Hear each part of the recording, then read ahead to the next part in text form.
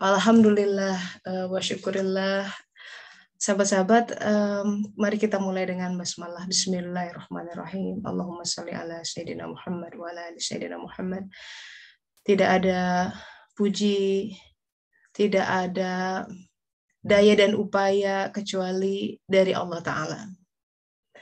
Kita sepertinya berjalan dari Kamis ke Kamis nih, kita pengajian nih, kajian suluk online.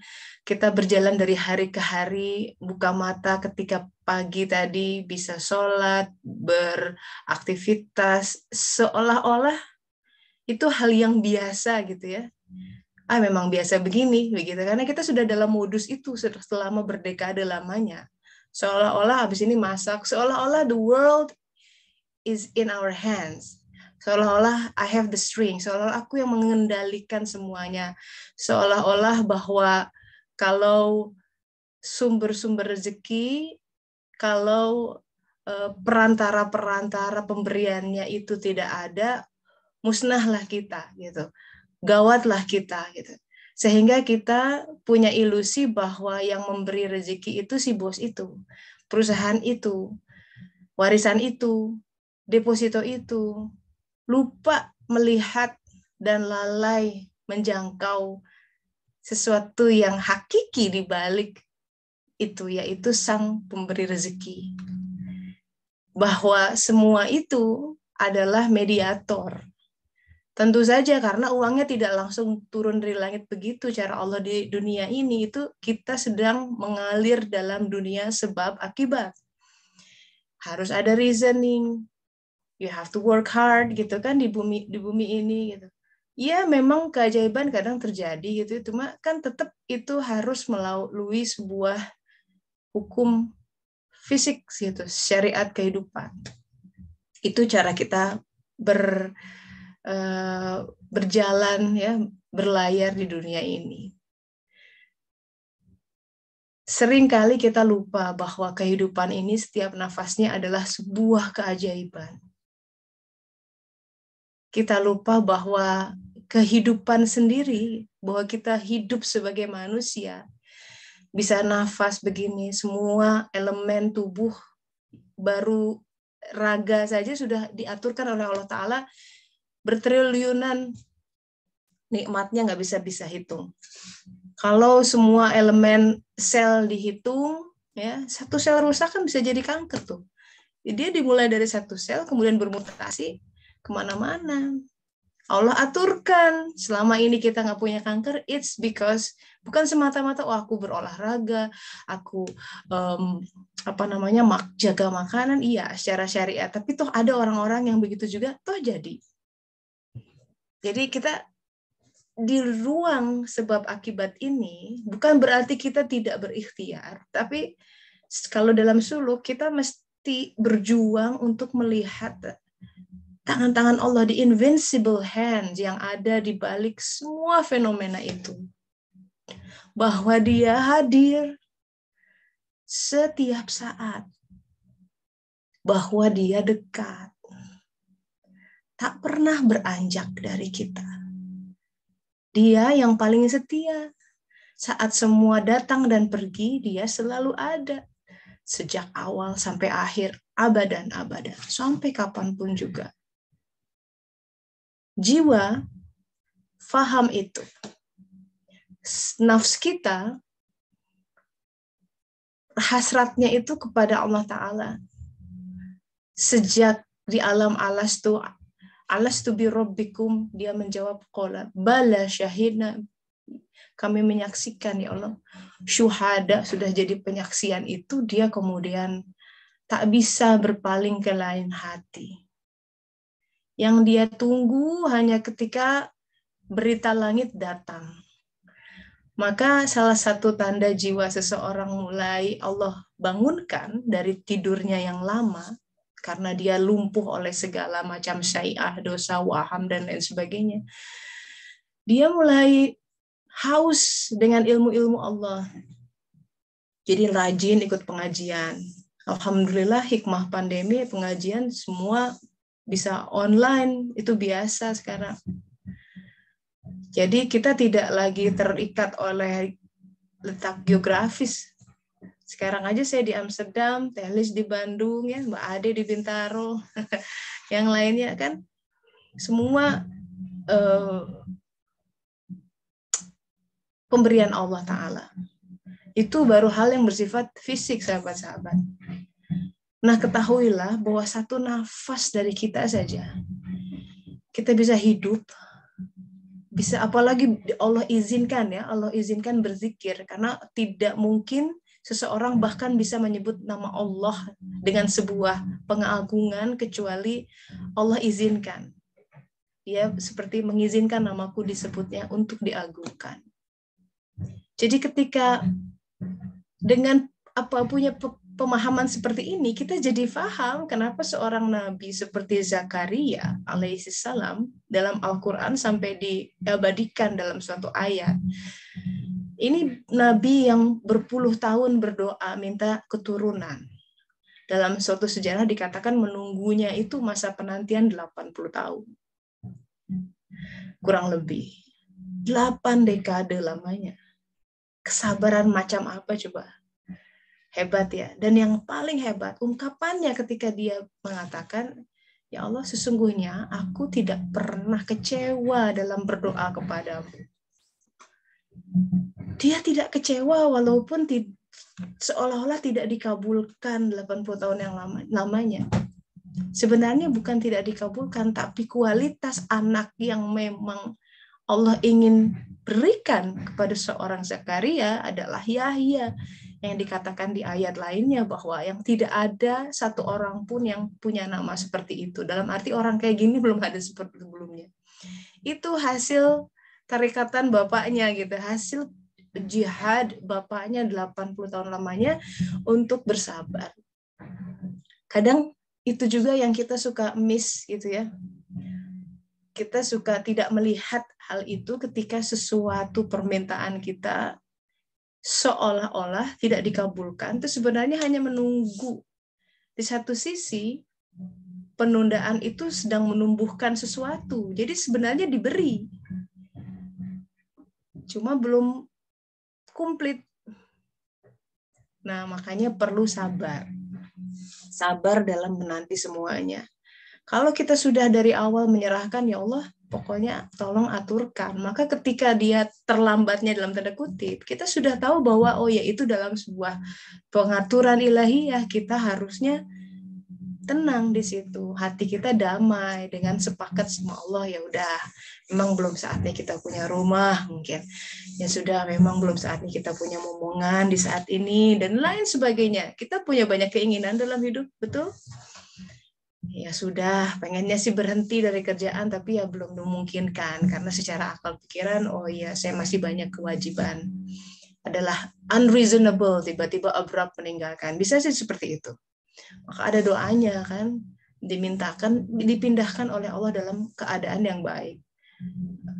Robbi adkhilni mudkhala sidqi, kayak gitu kan. Jadi dengan kebenaran Allah, bukan masalah cepat lambatnya, tapi bener nggak saya sekarang harus resign, bener nggak saya sekarang harus jual ini, bener nggak saya sekarang harus beli ini itu gitu. Jadi banyak hal dalam kehidupan kita yang kita butuh sebenarnya tuntunan Allah Ta'ala. Cuma seringkali kita gerasa-gerusu, dan setan hawa nafsu itu senangnya gerasa-gerusu, ya, buru-buru, supaya kita nggak punya waktu untuk konsul sama Allah gitu. Adabnya hilang, terlampaui. Saking sibuk, oh ini nih mumpung diskon nih. Apalagi marketingnya bilang, udah ya Bu ya, pokoknya tanggal 30 terakhir Bu, setelah itu nggak ada lagi. Wah, udah kayak dikejar apa gitu ya, kayaknya. Lalu dia lupa, tanya dulu, ya Allah, boleh nggak gitu, baik nggak kalau aku membeli ini. Kita kadang suka lupa adab-adab seperti itu, ya. Padahal itu tuh yang bisa mengubah hidup kita secara drastis. Ya, itu cara kita memperbaiki hubungan sama Allah Ta'ala sebenarnya. Dari keseharian kita, jelas. Nggak perlu muluk-muluk sebenarnya, sahabat-sahabat. Sering-sering aja munajat, sering-sering aja dialog dalam hati, ya. Bu Ibu kalau masak gitu kan, dicicipi, wah ini kurang asin. 1-2 detik aja tanya sama Allah gitu, ya Allah, boleh ya aku tambah garam gitu. Kita itu ihsan. Kita seolah-olah dia dekat gitu. Dan memang dia dekat, dia memperhatikan kita. Tapi dengan punya suatu kebiasaan seperti itu, dikit-dikit tanya Allah, dikit-dikit bilang Allah gitu ya, dikit-dikit curhat sama Allah. Itu yang itu kehebatan manusia tuh di situ. Di situ kita kemudian membangun karakter. Nanti perhatikan di yang punya agenda ya, timeline. Saya mulai bismillah experimenting. Saya experimenting, sahabat-sahabat. Saya coba ya 2019.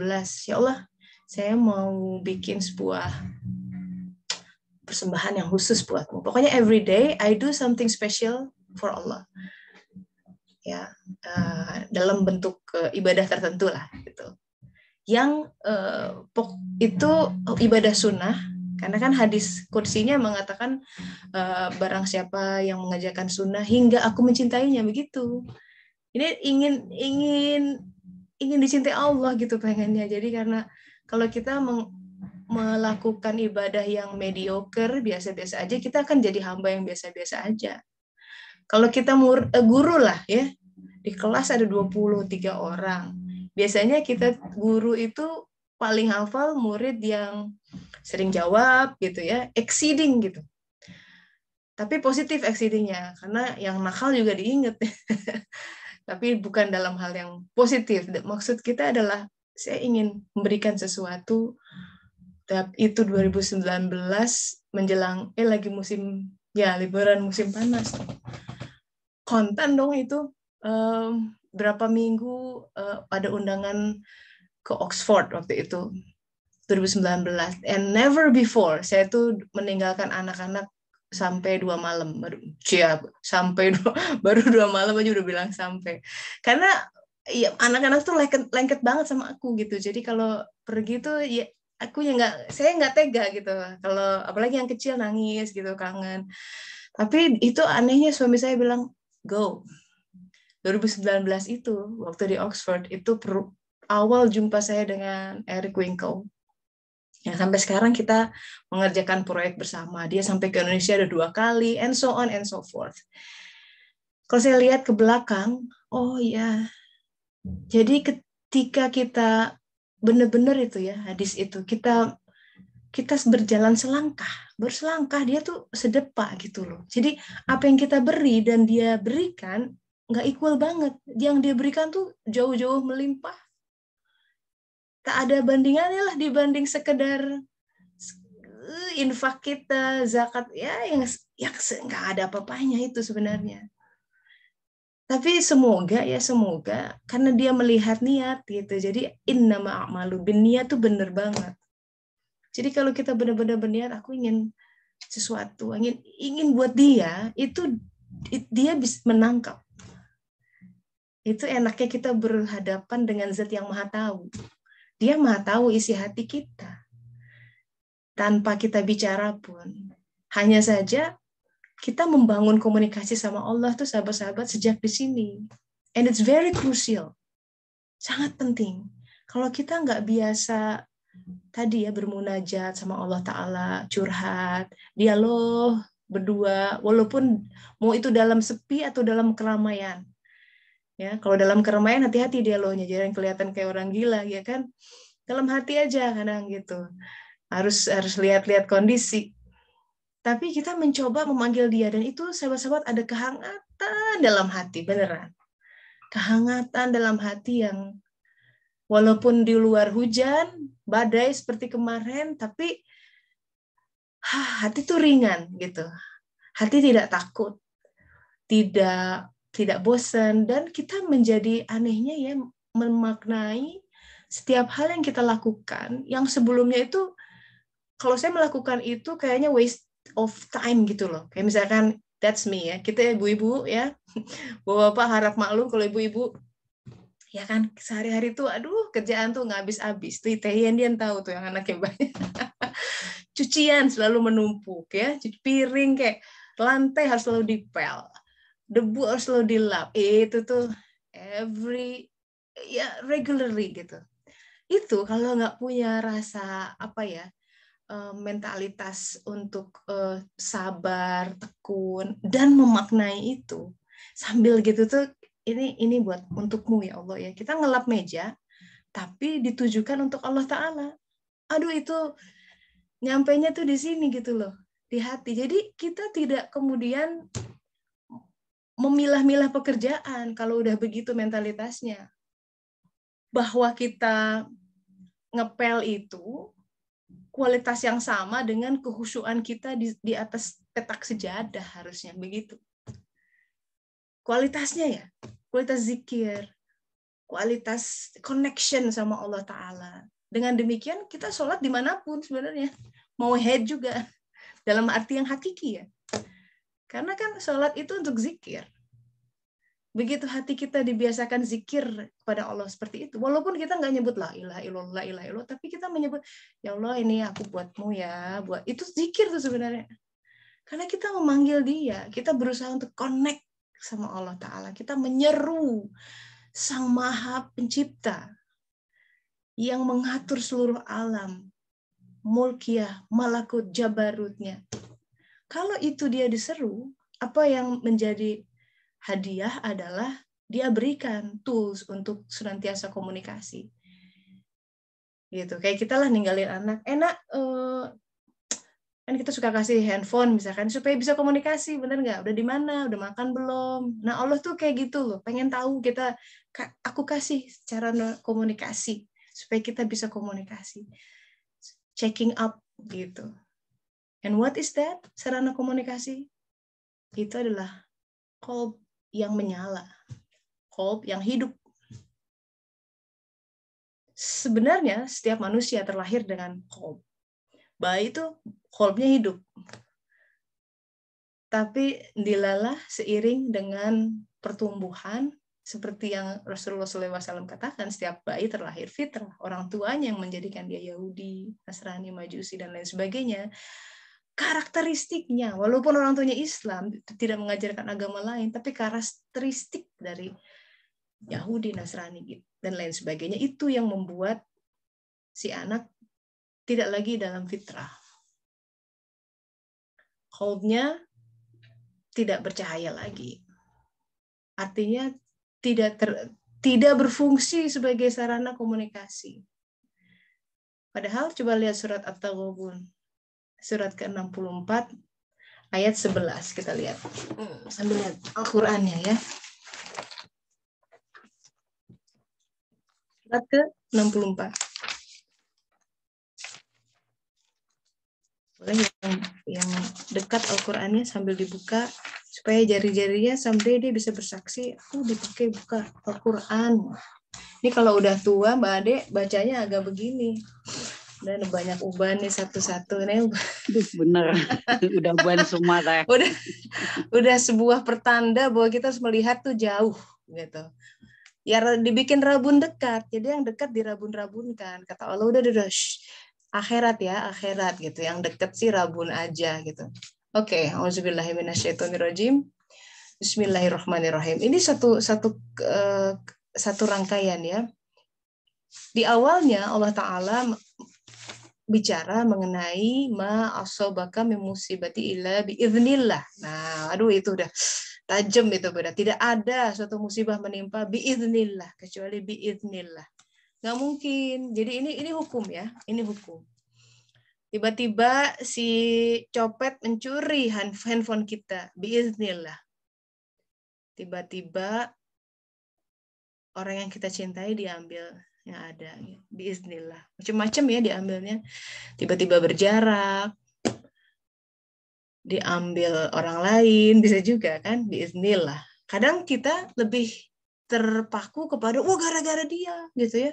Will itu, atau buat laki-laki pill itu pria idaman lain gitu maksudnya. Jadi ribut, tambah penyakit hati. Yang dia fokuskan adalah itu. Dia lupa, itu biiznillah. Nggak mungkin daun saja satu jatuh dalam pengetahuan Allah. Semua biiznillah. Kemarin Titan, Ocean Gate imploding, biiznillah. Titanic tenggelam, biiznillah. Jadi semua nggak mungkin ya, si kecil sakit, biiznillah. Dia berprestasi, biiznillah. Kalau Allah nggak izinkan, nggak bisa dia begitu pintar di sekolahnya. Kita jangan bangga-bangga sampai lupa Tuhan. Jadinya fasik namanya, na'udzubillah min dzalik. Orang yang lupa sama Allah itu di dalam Al-Quran dikatakan kaum yang fasik. Kita kan suka, wah itu anakku hebat, lupa. Alhamdulillah, itu biiznillah. Jadi itu ya, tidak ada satu hal pun yang menimpa seseorang biiznillah. Nah, kemudian kelanjutannya adalah wa may yu'min billah yahdi qalbah. Siapa yang beriman kepada Allah, Allah akan memberi petunjuk kemana? Qalbnya. Huda itu, petunjuk, itu yang bisa membaca qalb. Kita punya qalb. Cuman di ayat ini sudah dikasih hints nih sebenarnya petunjuk. Wa may yu'min billah. Jadi orang yang beriman yang bisa menerima petunjuk. Dengan iman itu, qalbnya hidup. Iman tuh as simple as cahaya, nur iman. Orang yang beriman adalah orang yang hatinya sudah ada cahaya. Cahayanya is powerful. It's a big thing ya. Cahaya itu walaupun setitik, hati udah mulai berdegup tuh, berdenyut. Nanti semakin dia mencari Allah, semakin Allah bukakan kanal untuk komunikasi yang makin lebar radiasi cahayanya. Semakin dia beramal soleh, semakin lebar juga. Karena biasanya iman itu dikaitkan dengan amal soleh. Barang siapa beriman, beramal soleh, iman, amal soleh dalam Al-Quran banyak begitu gitu. Bahkan dikatakan barang siapa yang beriman tapi tidak beramal, itu seperti dia punya tubuh tanpa kepala. Ngeri ya?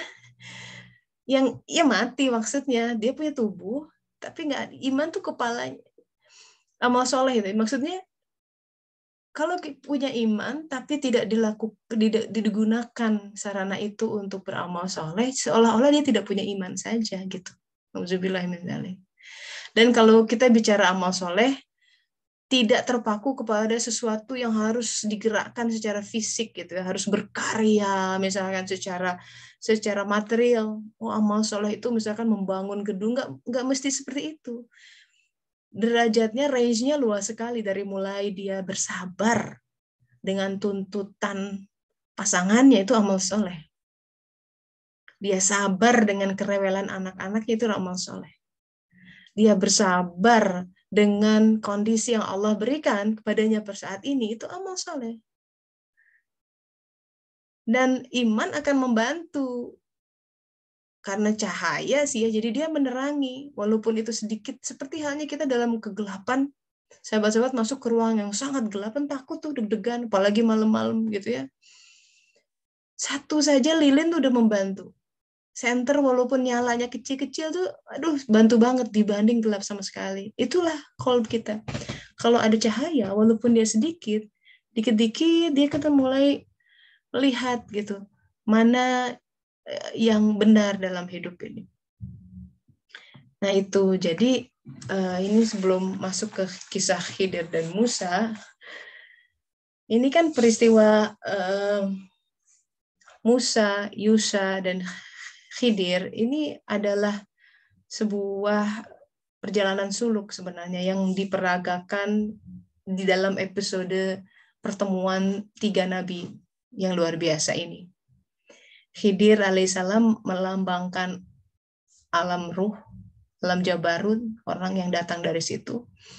Musa menggambarkan jiwanya, nafs manusia, dan Yusha bin Nun menggambarkan raga manusia. Itu 3 elemen manusia yang harus bertemu eventually. Ini kisah suluk banget, maka disebut dalam pertemuan 2 lautan. Jadi 2 lautan itu 2 hal yang berbeda, ada batas yang tipis, tapi bisa menyatu somehow. Itu adalah dunia jiwa kita, dunia raga kita, yang semua bicara tentang penyatuan. Ya, jadi sebenarnya kalaupun kita menikah dalam hidup ya, secara fisik kita punya punya pasangan untuk menikah itu sebenarnya harusnya jadi jalan untuk penyatuan yang di dalam.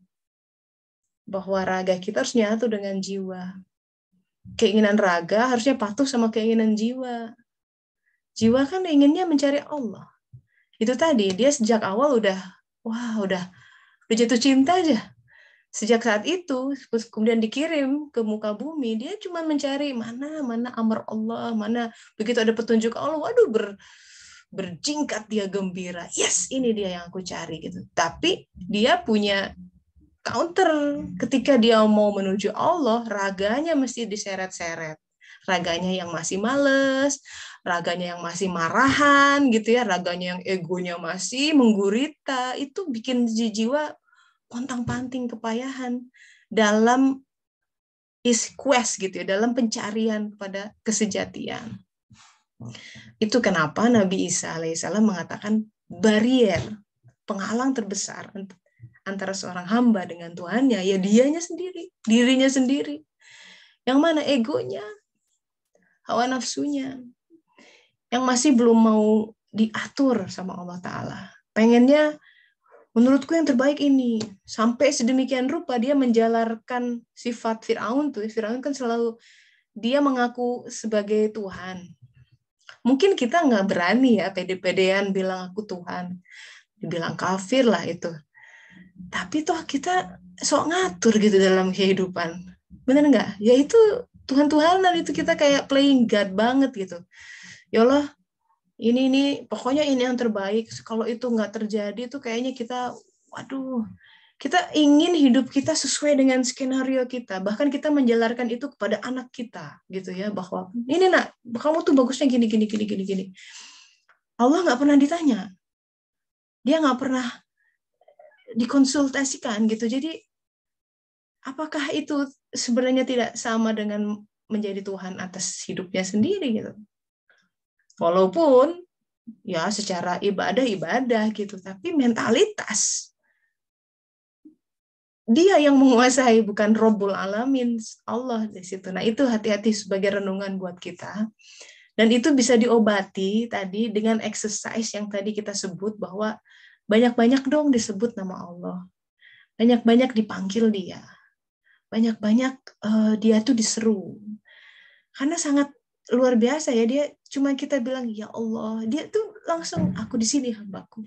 Di setiap seruanmu ya Allah katanya, dia menjawab, aku di sini hambaku. Oh, kurang apa gitu, kita tuh kurang menyerahkan diri sama Allah Ta'ala. Akhirnya hidup kita ya pontang-panting. Kepedean kita tuh kan bahwa aku bisa. Lupa gitu bahwa oh ya aku sih nggak kuasa. Nah kalau sudah punya pengetahuan seperti itu, seperti Rasulullah SAW di pagi hari dia sudah meminta, ya Allah jangan kau berikan diriku kepada diriku sendiri, walaupun sekejap mata. Dia paham, sang insan tertinggi Sallallahu Alaihi Wasallam, bahwa kalau dia mulai take over his life, control of his life, mulai nyetir, tuh ngaco. Kalau nggak mepet sana, nabrak sini, masuk jurang, nauzubillah min dzalik. Dia akan mengambil keputusan yang secara sekilas, sepintas kayaknya baik, tapi end-nya parah banget. Dia akan mengambil sebuah langkah di mana dia pikir itu adalah keren banget, tapi ternyata itu membahayakan akhiratnya. Nah, kadang Allah tuh karena dia maha pengasih, maha penyayang, dia nggak tega untuk kalau aku biarkan hambaku begini terus, celaka dia nanti. Dia gemboskan si keinginan hawa nafsunya yang menggurita itu. Nah, fase penggembosan itu kita belajar di penggal awal Al-Kahfi tentang pelubangan perahu. Sekali lagi, itu adalah sebuah rescue mission sebenarnya. Misi penyelamatan dari Allah Ta'ala. Dia melihat, aduh ini dia akan terjebak dan masuk ke dalam pusaran pasir dan mati di situ. Kata Allah, aku cabut sekarang. Bocorkan perahunya. Kalau enggak, dia akan diambil sama perompak lain dan hilang. Sementara kata Allah Ta'ala, I want you to be mine, gitu. Aku ingin kau bersama aku. Dan kau hanya akan mendapat kebahagiaan hanya dengan bersamaku. Ya. Jadi, Alla bizikrillah tatma'innul qulub. Hanya dengan berzikir kepada Allah hati menjadi tenang. Dan ketenangan yang kita cari, unfortunately, kita lupa Allah Ta'ala terkantuk-kantuk, terseret-seret dari satu objek yang kita pikir akan mendatangkan kebahagiaan dan ketenangan. Oh, mungkin kalau aku udah punya pasangan, aku enak gitu. Lupa Allahnya ada di mana. Gitu. Ya, tapi kan nih demi ibadah. Oh, Allah tak maha tahu, dia syahwatnya sebenarnya yang lebih menggelora gitu. Kalau memang itu demi Allah, nggak usah buru-buru gitu. Seperti Nabi Zakaria, mau dikasih mau enggak juga, the fact bahwa dia masih bisa berdoa, menyebut namanya, itu sudah pemberian buat dia tuh. Makanya dia bilang nggak pernah kecewa dalam meminta. Karena sudah diberi kemampuan berdoa pun adalah sebuah pemberian. Hebat orang seperti itu. Tapi kan kita nggak bisa bilang, oh itu kan Nabi. Ya enggak lah, itu dalam Al-Quran. Itu adalah guidance buat kita. Semua yang namanya manusia, kehebatannya adalah ketika kita menyandarkan diri pada Allah Ta'ala. Karena kita jadi nebeng kehebatan dia gitu. Karena kita nggak punya apa-apa. Begitu dia turun tangan, sahabat-sahabat, wow, ajaib kehidupan kita. Gak kebayang.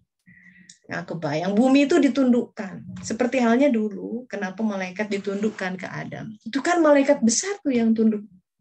Jibril. Itu petinggi-petingginya lah gitu, jenderal-jenderalnya. Di bawahnya tuh ditundukkan. Siapa itu? Ada Mikail ya. Mikail itu kan yang mengatur alam semesta. Jadi di bawahnya Mikail yang ngatur iklim, yang ngatur bumi. Bumi itu bisa dilipat buat orang itu. Karena ditundukkan buat dia. Hasil panen kok jadi banyak ya. Gitu. Ini hitung-hitungan saya gaji nggak cukup deh. Tapi kok makanan banyak terus di meja. Nah itu ditundukkan. Karena apa? Nggak tahu, tetangga ngasih aja gitu kiri kanan misalnya. Ada tuh kejadian seperti itu. Ditundukkan. Sementara kita kan sempit gitu penglihatannya tuh, karena kalau nggak ada pemasukan dari sini, dari mana? Dan kita sibuk aja utak-atik gatuk untuk urusan gali lubang, tutup lubang, menyelesaikan masalah ini, ada lagi masalah ini selesai, ada C, D, aduh, tiap hari, tiap minggu ada masalah terus. Apa nggak capek hidup seperti itu? Mematikan api satu sama lain, terus kita kayak kita nggak punya Tuhan gitu. That's not our job. Rezeki itu tugasnya Allah, memberi rezeki. Yang membimbing anak-anak kita, hajat hidup mereka, itu wilayah Allah. Yes, we do our best, tapi it's not in our hand. Sampai ada ayatnya, jangan para ibu dibuat susah oleh anaknya. Jangan para ayah dibuat susah oleh anaknya. Sampai begitu, karena Allah tahu ini potensi pusing sama anaknya, gitu kan. So, ketika penggal kedua ini, kan kemudian pelajarannya adalah demikian. Nih kita lihat ya surat Al-Kahfi-nya. A'udzubillahiminasyaitonirrajim. Bismillahirrahmanirrahim. So, pelajaran kedua dari Khidir kepada Musa, ketika mereka berjalan, mereka berjumpa dengan seorang anak. Ini surat Al-Kahfi ayat 74. Dan dia membunuhnya. Gitu. Faqatalahu. Dan Musa berkata, mengapa engkau membunuh jiwa yang bersih? Bukan karena dia membunuh orang. Ini kan anak kecil. Langsung protes, sungguh engkau benar-benar melakukan sesuatu yang sangat mungkar. Maka Khidir berkata, bukankah sudah kukatakan kepadamu, sesungguhnya engkau tidak akan mampu bersabar bersamaku dari awal ini. Konsisten kata-katanya begini, kamu nggak akan bisa. Kata Musa, udah, coba dulu. Akhirnya Musa berkata, jika aku bertanya kepadamu tentang sesuatu setelah itu, ini udah 2 kali miss nih. Kalau sekali lagi, maka jangan lagi engkau memperbolehkan aku menyertaimu. Gini. Jadi, the rule of 3. Itu selalu ya dalam agama itu the rule of 3. Masa berkunjung tamu 3 hari, gitu. Lebih dari 3 hari tidak diberlakukan sebagai tamu, udah kayak household, penghuni rumah itu gitu kan. Ada 3 alam, ada 3 tasbih, tahmid, takbir, itu semua sebenarnya berkaitan satu sama lain. Nah, jadi pemenggalan, ya, pembunuhan anak gitu. Ini kan satu kaitan, satu rangkaian dengan ihwal pembocoran perahu. Jadi pertama kita bisa lihat di sini betapa pontang-pantingnya seorang Musa alaihissalam menghadapi tindakan Khidir. Walaupun nanti setelah ini dijelaskan kenapa Khidir alaihissalam melakukan hal itu. Kita lihat kelanjutan ayatnya, penjelasannya ya. Di sini. Ini kan ketika perpisahan terjadi, di ayat 78, inilah perpisahan antara aku dengan engkau, dan aku akan memberikan penjelasan kepadamu atas perbuatan yang engkau tidak mampu sabar terhadapnya. Jadi yang berkali-kali diulang, ini kata-kata sabar. Kamu nggak mampu sabar, kamu nggak mampu sabar. Dari awal, Khidir alaihissalam itu sudah mengatakan, begitu Musa bilang, sesungguhnya kamu tidak akan sanggup sabar bersamaku. Itu ayat 67. Ayat 68-nya dikatakan, kenapa kesabaran itu agak susah buat dia? Bagaimana katanya engkau akan dapat bersabar atas sesuatu, sedang engkau belum punya pengetahuan yang cukup tentang itu. Nah, ini sebuah poin penting, bahwa kesabaran kita itu equal dengan jumlah pengetahuan, ilmu yang Allah ajarkan. Tentu ini ilmu kehidupan. Belum tentu orang yang sudah S3-nya berendeng, ya, risetnya banyak, punya ilmu ini dan punya kesabaran otomatis. Belum tentu. Ini sesuatu yang ilmu yang Allah hunjamkan. Jadi kalau kita bertanya kenapa ya teh aku belum sabar, ya ilmunya belum dikasih. Otomatis seperti ini. Bagaimana kita bersabar sedang kau belum punya pengetahuan yang cukup tentang itu. Pengetahuan, ilmu itu mengubah semuanya perspektif kita kepada sesuatu. Saya suka dengan penggambaran sederhana ya dari sebuah kisah nyata tentang seorang kakek yang sedang ada di angkutan umum, di tram atau di kereta gitu. Dia menyaksikan ada bapak dengan 2 anak. Si anaknya itu cicilan gitu, umurnya 7-8 tahun, masih kecil mungkin. Atau mungkin 5 tahun. Dan bikin gaduh. Lari-lari sana-sini kan kalau di dalam angkutan umum harusnya duduk gitu. Dan si bapak itu nggak melakukan apapun. Kesel lah si kakek ini. Akhirnya ditegur. Nak, bisa nggak tuh anaknya agak diam gitu, karena berisik, udah teriak-teriak apa gitu. Si bapak itu terduduk lemas kan, kemudian, aduh ya, saya sudah nggak punya tenaga lagi gitu. Kita tuh baru dari rumah sakit. Istri saya baru meninggal. Dan saya nggak tahu mesti ngomong apa sama anak-anak. Yang tadinya kesel sama si bapak itu, dia berubah jadi empati. Si kakek. That's the power of knowledge. Karena mengetahui big picture, ini persoalannya apa. Itu ketika dia mengetahui persoalannya apa, dia menjadi lebih berempati dan bisa lebih tahan. Dan si anak itu menjadi kelihatan lucu di matanya gitu, aneh. Karena dia merasa empati sama mereka. Baru kehilangan ibunya. Tadinya kesel banget, pengennya dijewer gitu. Dia udah melabelin anak nakal. Begitu dia tahu kondisi yang saat itu tengah terjadi, dia jadi empati, jadi sayang banget sama anak-anak itu. That's the power of knowledge.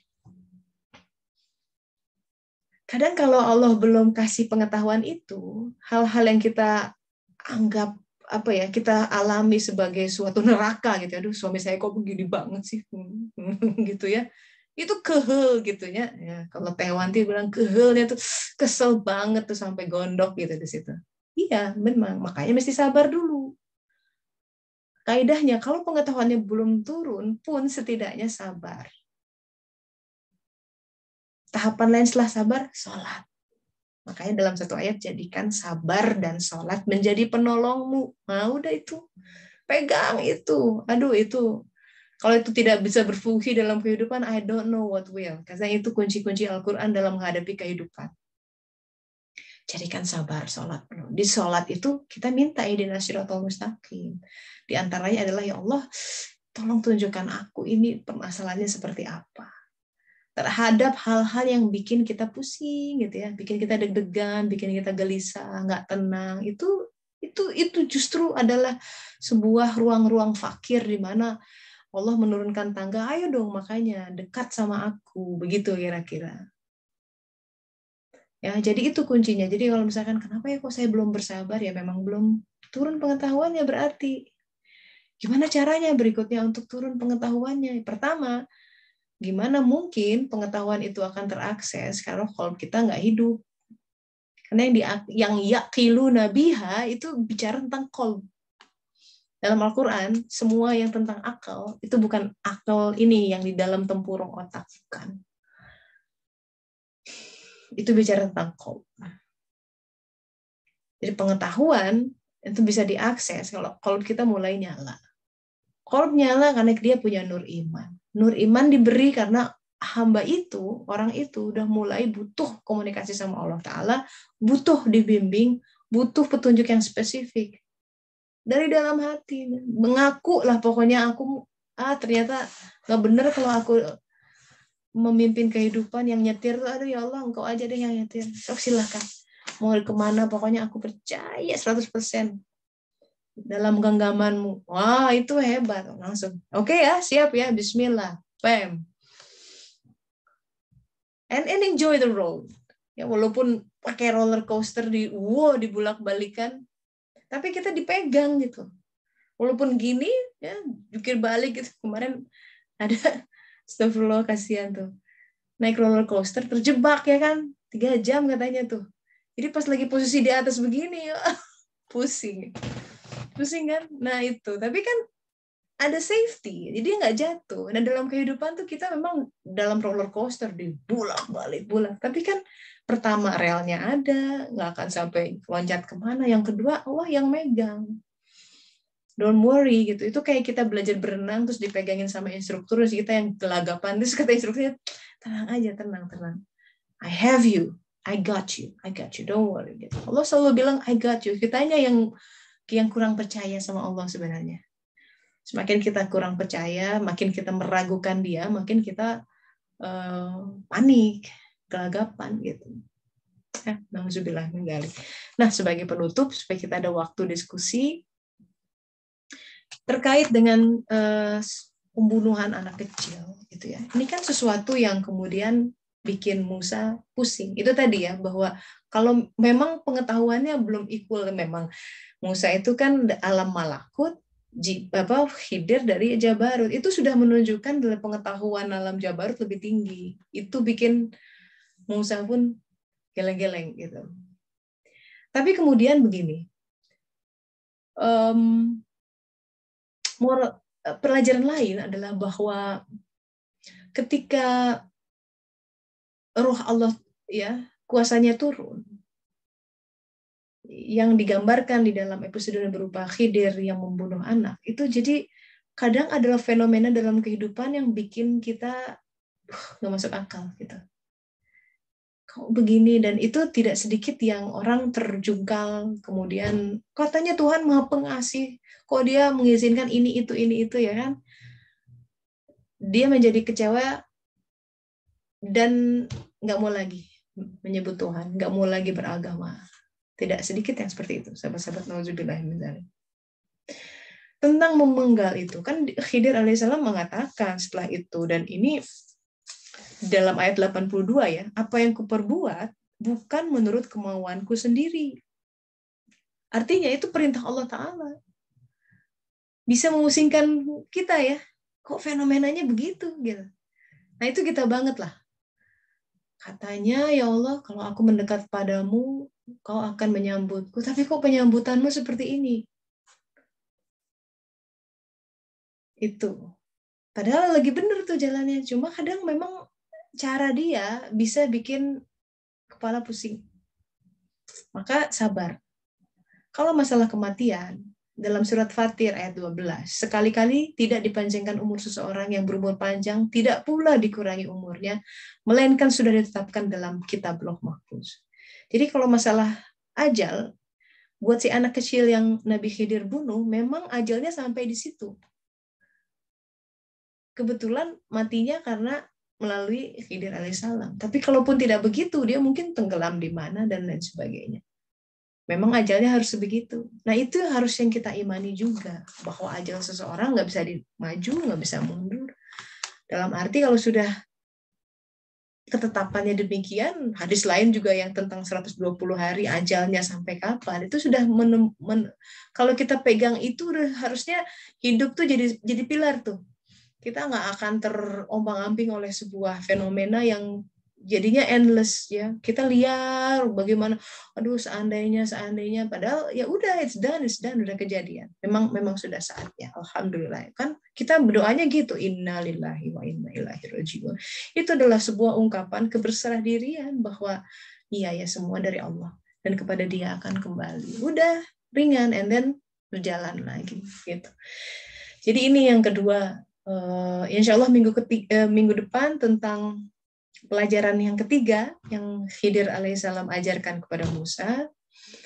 Nah, sebelum itu mungkin ada sahabat-sahabat yang ingin membagikan kontemplasinya atau pengalaman kehidupan, terutama ketika kalau secara logika ya kejadian ini tuh jelek banget gitu. Seperti halnya Musa melihat itu jelek. Apa yang dilakukan Khidir alaihissalam. Tapi sebenarnya itu adalah sebuah penyelamatan. Karena disebutkan oleh Allah Ta'ala, kenapa itu dibegitukan, kata Allah Ta'ala, melalui Khidir alaihissalam dikatakan bahwa adapun anak muda itu, ayat 80 ya, kedua orang tuanya mukmin. Tuh, mukmin ya, yang punya cahaya iman.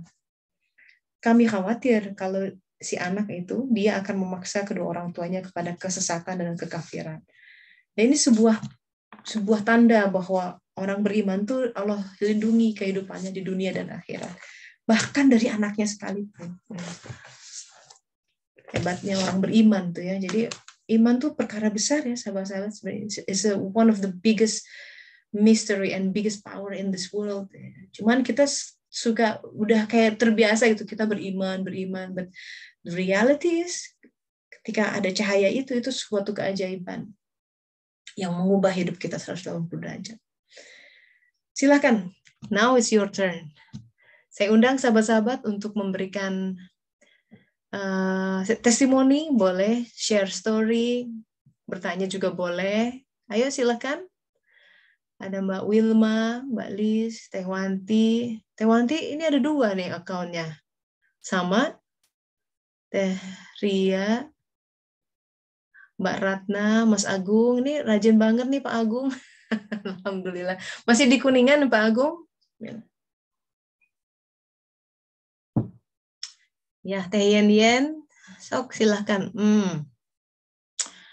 Ada qadarullah sedang diberi ujian Selasa siang. Saat saya sedang tidur siang istirahat, si kakak usia 6 tahun nangis masuk kamar, memperlihatkan tangannya bersimbah darah. Waduh, saya panik, dia nangis.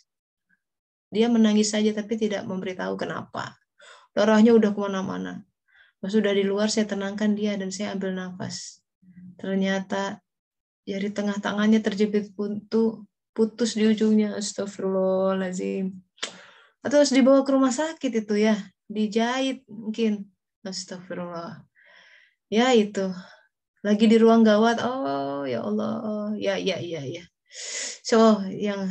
Semoga Allah pertama kuatkan ya ibunya menghadapi ini. Saya pernah kejadian juga tuh si Elia itu, saya lagi ada tamu ya, dia umur berapa ya, 2 tahun gitu, 2 tahun 3 tahun ya, anak segitu gitu, dia senangnya lari. Tiba-tiba kami mendengar suara keras dentuman, duak gitu ya. Terus Elia nangis dan tahu-tahu dia datang aja nangis ya. Terus kita kan ada apa nah, terus dari dahinya darah semua. Astagfirullah, dia lari itu jatuh kena pemanas. Pemanas tuh kan besi ya ujungnya tuh. kok bisa? Akhirnya itu deket banget ke mata. Akhirnya tamunya udah langsung. Suami saya udah ngambil kutit lihat darah, dia kan takut. Saya aja yang terlatih di emergency room, begitu lihat anak sendiri gemeter juga. Kan itu menganga ya, udah mau kelihatan tulangnya tuh. Di dahinya tuh robek 3 cm.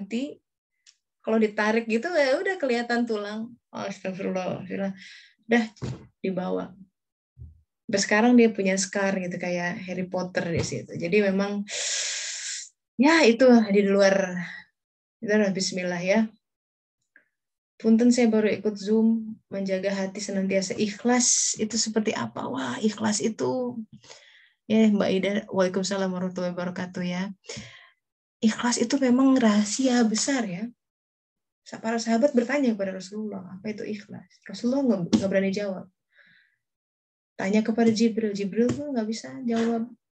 Sampai jawabannya pun diambangkan karena saking nggak bisa mendefinisikan ikhlas, yaitu ikhlas adalah rahasia antara Tuhan dan hambanya. Udah gitu aja. Gimana buat ikhlas? Nah itu rahasia tiap orang. Buat rasanya sih ya, itu tergantung dari apa yang kita cari. Semakin kita berhasrat kepada Allah Ta'ala, semakin ingin menyatu dengannya. Saya nggak mau punya keinginan kecuali Engkau yang menginginkan lah. Pokoknya keinginanku mah suka kacau, gitu ya. Suka bikin aku tersesat, gitu kan. Tolonglah Allah, minta kita supaya ide-ide juga ya dia pikirkan, dia pilihkan lah. Kebanyakan ide juga pusing, Bu, ya Pak. Lagi asik-asik ngerjain ini, jadi nggak ada yang selesai itu. Pernah pengalaman ide ini, and we end up mengerjakan selusin pekerjaan, nggak ada satupun yang selesai karena idenya kebanyakan. Ide banyak juga nggak jadi rahmat. Jadi kita tuh ingin diaturkan sama Allah Ta'ala. Nah, derajat sejauh mana kita hati ini ingin berhasrat kepadanya, saya pikir itu ikhlas akan tumbuh dengan sendirinya. Artinya kita nggak akan pilih lagi kalau dalam kehidupan itu kan kita sudah dengan kesadaran Allah yang ngatur ini, ya. Kalau sudah berserah diri itu pokoknya Allah yang ngaturi. Jadi hari ini apapun yang datang ke hadapan kita, ya kan kita tentu keinginan pengen banyak ya kan, pengen baca ini, pengen ikut ini, pengen itu. Tapi kan ada hal-hal yang mendesak yang harus kita lakukan setiap harinya.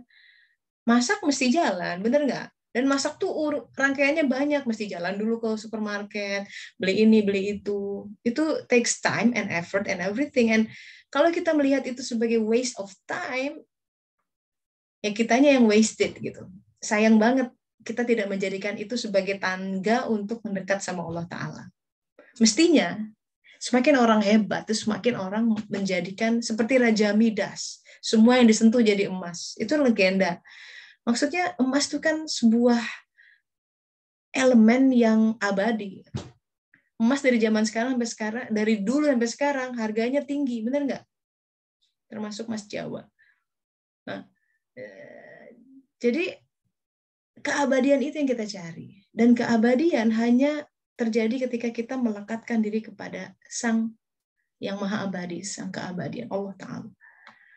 Supaya kegiatan kita jadi abadi, terhitung sebagai amal soleh, di situ ikhlasnya di situ. Jadi kita ikhlas ngerjain. Oh hari ini aku memang lagi ditempatkan di sini, ikhlas, alhamdulillah gitu. Banyak-banyak bersyukur. Kita karena melihat bahwa yang ditempatkan oleh Allah di ruang saya per hari ini, per saat ini itu yang terbaik. Nah kalau sudah begitu, rasanya akan lebih mudah untuk ikhlas menjalaninya. Walau alam. Nih, coba hari Senin besok dokter evaluasi. Aduh, kasihan. Sambungan jari, astagfirullah. Alhamdulillah ingat kajian Tetesa hari ini. Jadi, aduh, Mbak nih lagi di UGD masih ikut pengajian ya. Masya Allah. Ini kehendak Allah teh ya biiznillah. Ya benar, ini baru kita ngaji ya biiznillah. La musibat illa biiznillah. Itu ataupun ayat 11 tuh ayat buat teteh hari ini ya. Tidak ada musibah satupun kecuali dengan izin Allah. Allah mungkin bilang saya kuat, ini ujian yang saya sanggup terima. Namun rasanya masih syok, apalagi sedang hamil 7 bulan. Ada si ade di bawah-bawah, iya. Iya yang tabah ya, bismillah. Semua walaupun sepertinya ini Masya Allah, ini banget dengan tema hari ini tentang sebuah sepertinya fenomena perusakan, ya kan? Kalau di sini ekstrim dibunuh anaknya. Kalau di sini dalam kasus Teteh jadinya diputuskan gitu. Dengan izin Allah. Bahwa kita pusing melihatnya gitu ya, hati tuh gemetar melihatnya, tapi iman you have to go raise beyond, bahwa hadapi dengan sabar. Kalau ibunya sabar, si anaknya tenang. Karena anak pasti meraung-raung, menangis-nangis, dan habis ini butuh pemulihan. Ya, mungkin habis dijahit, harus dijaga supaya tidak infeksi. It can take months gitu to fully recover. Nah, itu adalah sebuah rahmat pada Allah untuk supaya kita fokus gitu. Barangkali kemarin sempat kurang fokus gitu ya. Kadang-kadang Allah fokuskan ke anaknya, ini nih, anakmu jagain gitu. Dibikin lebih intensif, gitu, diintensify secara fisik, butuh care gitu, caring seperti itu. Jadi buat Allah sih tadi ya, kalau kita sudah rela, hati diatur sama Allah Ta'ala, ini termasuk pengaturannya sebenarnya. Nggak ada sia-sia. Walaupun sepertinya hal yang menyakitkan ya. Buat si ade sakit jelas. Buat kita juga ngeliatnya, nggak tega gitu. Tapi walau alam setelah itu ada hal yang mungkin si anak akan mengingat puluhan tahun dari sekarang. Aku pernah tuh kecelakaan, Pak. Ibuku bawa aku. Padahal dia tuh si ade bahwa dia melihat ketabahan ibunya, dia melihat kasih sayang ibunya. Di dalam sebuah kecelakaan yang kita anggap sebagai musibah, sebenarnya ada kualitas lain yang Allah tengah tumbuhkan, dan si anak diajak melihat itu. Nah itu tadi ya, kalau tanpa pengetahuan kita miss itu semua, bahwa oh ya Allah, ini tuh untuk membentuk karakter sendiri. It's character building buat si anak dan ibu dan adiknya. Dia akan jadi saksi. Bayinya pun, karena dia akan menangkap getaran-getaran emosi ibunya, zikir ibunya, gitu. So, ma khalaqta hadza batila. Ya, hayati per episodenya. Bahwa ini berat, ya kerasa lah. Saya juga pernah gitu ya, dag-digdugnya gitu. Tapi semua terlampaui itu. Alhamdulillah. If you look back, oh ya Allah. Gitu. Jadi emang ketika in the middle of it, kadang-kadang kita losing sight gitu, hilang orientasi. Tapi makanya itu zikirnya yang banyak. Semoga bisa melampaui dengan baik ya. Walau alam. Ya. Ini terus dari Mbak Indri, Waalaikumsalam warahmatullahi wabarakatuh. Bagaimana konteks berserah diri pada Allah? Terserah Allah yang mengatur, tapi kita masih suka berdoa ini itu. Apakah belum termasuk berserah diri? Ya, we can combine. Dalam arti gini, yang namanya keinginan, justru Allah tuh senang kalau kita banyak minta. Dalam arti sama dia gitu ya, karena kita seringnya minta sama orang sih atau selain dia. Begitu Allah Ta'ala melihat, oh dia minta sama aku ya, dia mengandalkan aku. Itu seperti sebuah yang digambarkan Rasulullah, orang yang kembali melihat si unta dan segala perbekalannya setelah dia hilang gitu. Jadi kita tuh sempat ngilang. Atau lagi ngilang, kadang hilang timbul gitu. Ngilangnya ke Tuhan lain, ke ilah-ilah kecil yang palsu gitu, menganggap bahwa itu yang akan menjamin masa depan kita dan penghidupan keluarga, padahal bukan itu. Nah, begitu kita kemudian kembali, ya Allah, boleh nggak aku begini. Cuma harus digarisbawahi bahwa doa kita berserah dirinya itu dalam arti gini, kita minta ya. Tapi masalah pengabulannya seperti itu atau enggak, kapannya, nah itu berserah dirinya ada di situ. Dengan sebuah keyakinan bahwa yang dia beri sebenarnya lebih baik dari sekedar apa yang kita minta. Itu. Bahkan penundaan pun sebenarnya sebuah pemberian. Karena kalau sesuatu itu diberikan pada saat itu juga, itu menghancurkan kita. Seringkali doa itu terhalang karena kitanya belum siap Ya, dan itu yang kita belum paham. Kita udah merasa I'm ready. Aku udah siap nikah. Kata Allah, tunggu. Saatnya belum tiba. Gitu.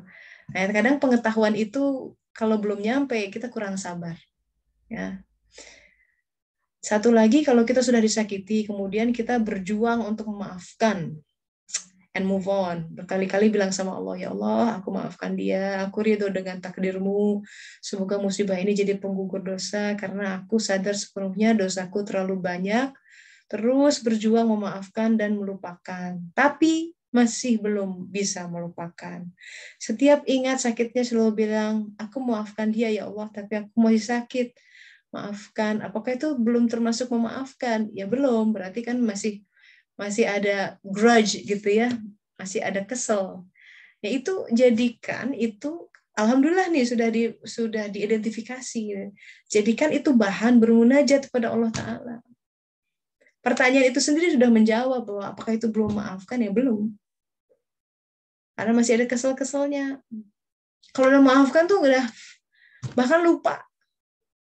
Oh ya, gitu ya. Bahkan kalaupun nggak lupa, kita mengenang itu kan yang tahu bisa merasa kita.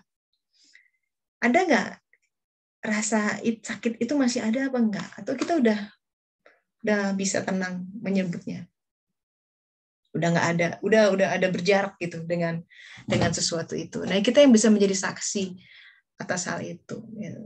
Nah, adapun kondisi kita per hari ini, sungguh kalau kita ditunjukkan kepada kondisi hati kita adalah sebuah pemberian yang besar. Kesadaran itu saja besar banget, ya. Jadi ketika Allah menunjukkan, kamu tuh belum memaafkan, belum sampai kepada orang yang pemaaf. Ini buktinya. Masih kesel kan? Masih sakit hati kan? Istighfar. Kalau kamu meninggal dalam keadaan ini, itu baranya sesuatu yang membara dalam hati mau wujud di alam sana jadi api beneran. Nah, itu yang kita takut. Saya tuh pengen kolbun salim, ya Allah, kolbun salim. Kolbun salim tuh kalau dalam surat An-Nur ayat 35 itu sampai misbahnya nyala, itu baru salim.